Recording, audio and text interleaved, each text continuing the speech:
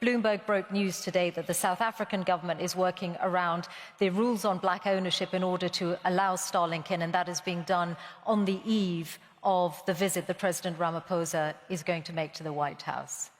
Do you recognize that as a conflict of interest?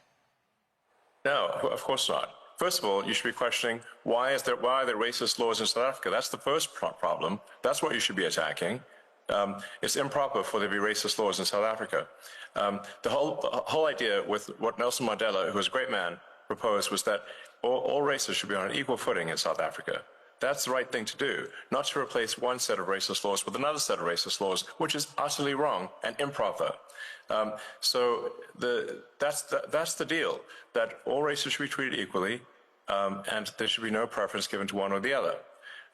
Whereas there are now 140 laws in South Africa that give that basically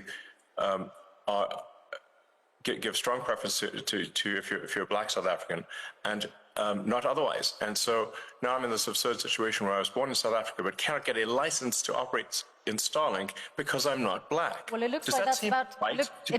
Looks like that's about to change. I just asked you a question. Please answer. Does that seem right to you? Well, those rules were designed to bring. Yes or no? Those rules were designed to bring about an era of more economic equality in South Africa, and it looks like the government has found a way around those rules for you. I asked you a question. This is your interview. Everyone wants to hear from you. I asked you a question. Guys, I've tried to sleep. The sleep isn't coming because of this meeting. I hear it's at 10 a.m. I think this is 10 a.m. now, American US time, maybe New York time, and down in Africa, in many countries in Africa anyway, to be, I think, late afternoon thereabout. And so we'll really be following that up really closely. But in this video anyway, I've not really seen Elon Musk really combative in a long time.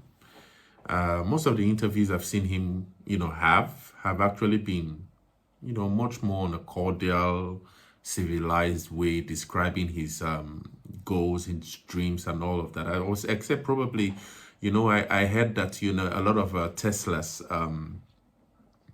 were burnt and all of that, and massive hate on his brand, the Tesla brand in Europe. So he really felt really emotional. Even in this interview, the longer version of the interview, I might put the whole interview on Kwazemi, so I don't know if you guys will be interested, but I think it was a really interesting one. It was at the Qatar Business Summit. I think, yes, Qatar Business Summit, business forum, or Qatar Economic Forum, sorry, just like I think a version of the World Economic Forum, but I think the Qatarians also have theirs. And from the beginning of the whole interview anyway, the journalist sort of like kept asking him questions, and he was actually defensive, as though he got a prop that he would be attacked in this interview. And so you could hear Elon Musk really being defensive in almost most of the questions. I think at some point he even looked into the camera and said, "We're coming for you." And as though he was speaking to somebody else who we just really couldn't see. But anyway, that's story for other days. But in this video, as you could see in the beginning of the video I've just made, he's actually really trying to really send a message to the government. And I think, the EFF now has decided that they're taking, if I get that correctly, they're taking President Ramaphosa, I think, or the ANC to court, because it appears as though that they might have had a tipping that part of the negotiations that might erupt out of the meeting between President Trump and President Ramaphosa might be along the lines of having a Starlink maybe escape the 30% stake, which I think BEE in South Africa demands for foreign companies, or I think companies generally.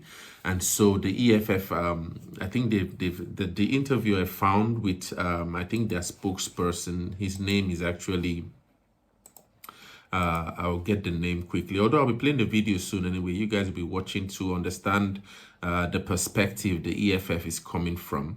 And for me, it's really interesting because I'm beginning to understand that this whole argument with Starlink being in South Africa almost seems to want to have an ideological clash to it. So the EFF rep here was arguing that, you know, Starlink would represent a major competition to other telecommunication companies in South Africa. And the one he mentioned really in the interview was MTN. Now, we know that if we listen to Rob Hersov and the other analysts that have been making on this channel, many have actually asserted that MTN, I think President Ramaphosa, or I don't know if the ANC officials anywhere, have a major stake in MTN's ownership or something like there's an agreement between Iran and South Africa regarding MTN. I think MTN is owned by Iran, but anyway, that's Rob Hersov actually has that analysis. If you go back in, I think on this channel, I've made a video on that. But for the EFF rep to be mentioning MTN, which might actually now be facing a lot of competition with Starlink, it for me introduces an ideological sort of like twist to this whole argument against Elon Musk and Starlink in South Africa, even as much as many have actually framed it within the confines of a security threat to South Africa, saying that Elon Musk has been at the forefront of spreading misinformation about South Africa and all of that. So the EFF is good. Let's just quickly listen to how the EFF is articulating this, and I'll be back for Elon Musk's response to all of this, arguing that, you know, I mean, he's really vehement, and this is actually ahead of the meeting between President Trump and President Ramaphosa. And I'm really suspecting that he might be in that room, and I don't really know how it will feel if he's going to be in that room with these other South African delegates, with President Ramaphosa, and then he, as a South African, expressing his own thoughts and critiquing the government for these laws, or BEE, broad-based black economic empowerment laws, that many actually have argued seems to be a racist law. But let's quickly watch the EFF really articulate what it is that they have a problem with Starlink, and I'll be back quickly. Mr. Tambo, good evening to you, and thank you very much for your time. You ask a particular question in your statement, and that is that why is Elon Musk, who claims that there is a genocide in South Africa, why would he be so desperate to invest in a country such as that? Do you want to answer that question? Greetings, Colin, greetings to the viewers. I think it's up to him to answer, because he has been at the forefront of propagating the lie that there is a massacre and genocide of white people in South Africa in order to leverage preferential treatment and access to the South African market for his Starlink satellite company. So I think it is best placed for him to answer to us as to why is he so interested in running Starlink in a country that he says white people are experiencing a genocide in. Because if this deal that they are said to be making with Cyril Ramaphosa and the people who have gone there to negotiate with the Trump administration to sort of reset our relations passes through, one wonders whether Elon Musk is going to continue to propagate the lie that there's a white genocide in South Africa when his company is able to operate in South Africa. If he was a true humanitarian, if he was someone who was genuinely concerned about the well-being of Afrikaners in South Africa, he would be calling for sanctions on South Africa, he'd be calling for disinvestment in South Africa, but he's running a parallel campaign to install Starlink into a country that he claims is a genocide in. So it'd be interesting to hear whether the negotiations in Washington will answer that question as well. Yeah. You also say that Starlink would represent a threat to the local tech industry and national security. Just bring us into the picture here.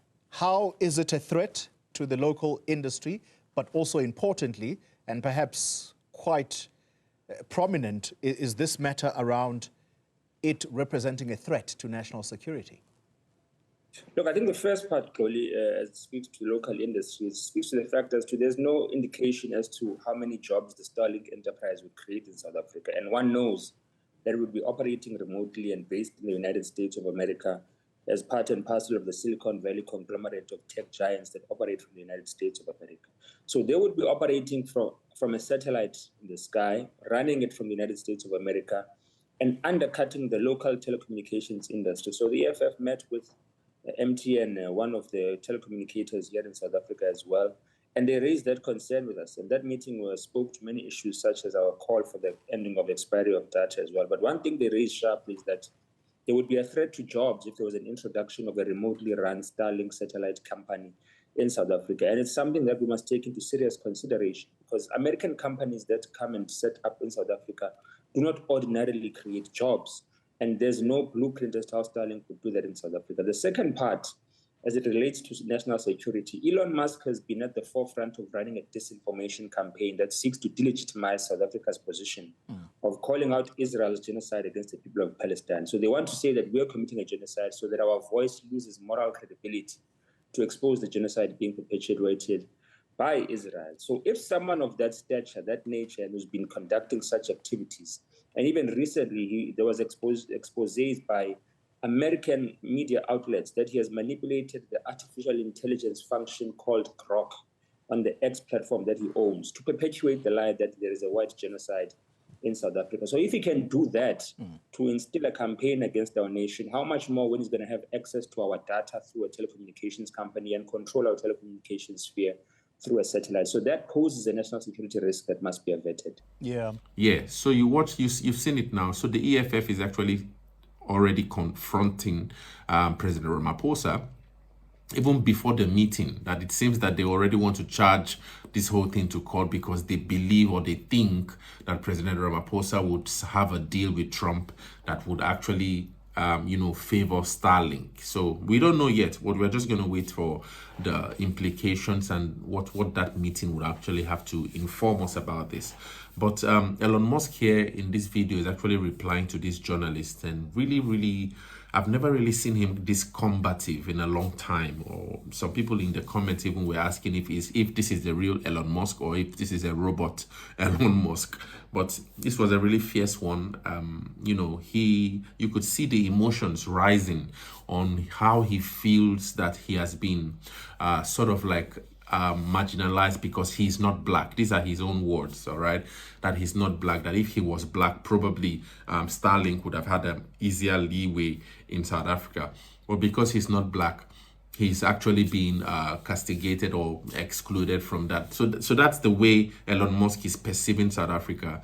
And imagine being at the center of DOGE, handling DOGE, helping President Trump in the Department of Government Efficiency with all these things that they've achieved and think in 100 days.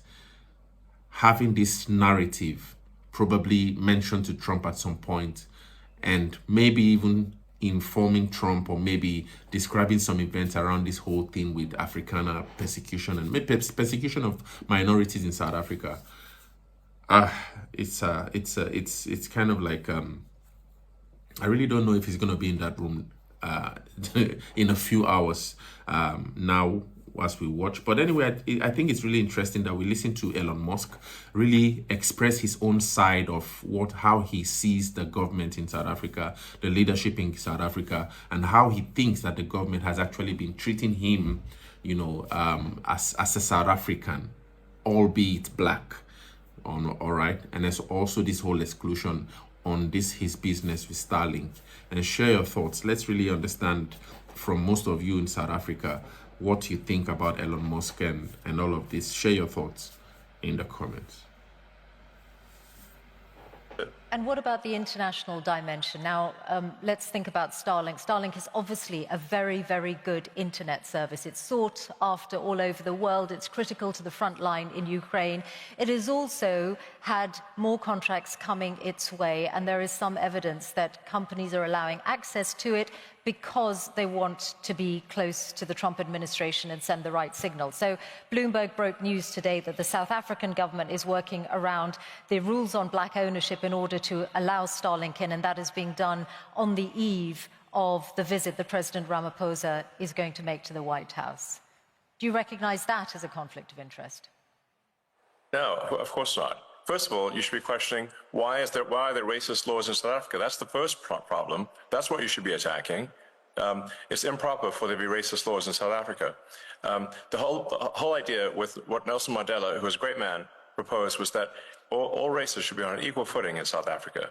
That's the right thing to do, not to replace one set of racist laws with another set of racist laws, which is utterly wrong and improper. So that's the deal, that all races should be treated equally, and there should be no preference given to one or the other. Whereas there are now 140 laws in South Africa that give that basically give strong preference to if you're a black South African, and not otherwise. And so now I'm in this absurd situation where I was born in South Africa but cannot get a license to operate in Starlink because I'm not black. Well, it looks Does like that that's seem about. right to It you? looks Does like that that. seem right to you? Looks like that's about to change. I just asked you a question. Please answer. Does that seem right to you? Well, those rules were designed to bring. Yes or no? Those rules were designed to bring about an era of more economic equality in South Africa, and it looks like the government has found a way around those rules for you. I asked you a question. This is your interview. Everyone wants to hear from you. I asked you a question. Yes or no? Not Racist for me. laws, yes or no? Not for me to answer. I have got a question for you about your government work, though, and the amount of savings. Why do you like racist laws? This is not for me to answer. Come on. Yes, it is. Now, you wouldn't be trying to dodge a question. You have to that ask a is difficult question. for I you answer to my answer. question. No, you answer mine. I think if you, I'm sure you can have that conversation directly with the South African government if you want to. I want to ask you about the total. I can't believe it. That's not good. I want to ask you about the total Why do you amount. love racist laws?